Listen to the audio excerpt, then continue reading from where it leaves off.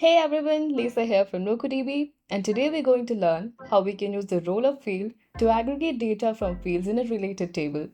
It is often used to calculate totals, averages, and other aggregate data. So let's get rolling. In any project management tool, tracking the cumulative effort on projects is crucial. So today we'll set up a simple project management database with just two tables: tasks and projects. The task table includes fields like task name, status, and hours spent, and each task represents a piece of work assigned to a project.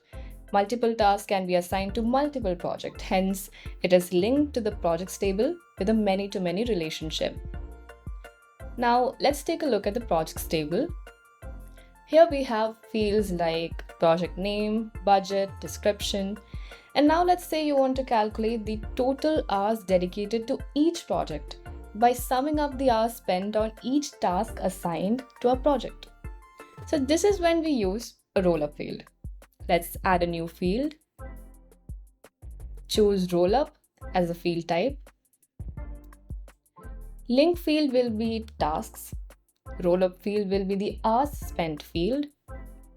And here you'll find a number of aggregation functions.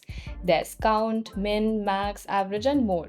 So let's just select sum and hit save, and boom, you now have the total hours spent on each project.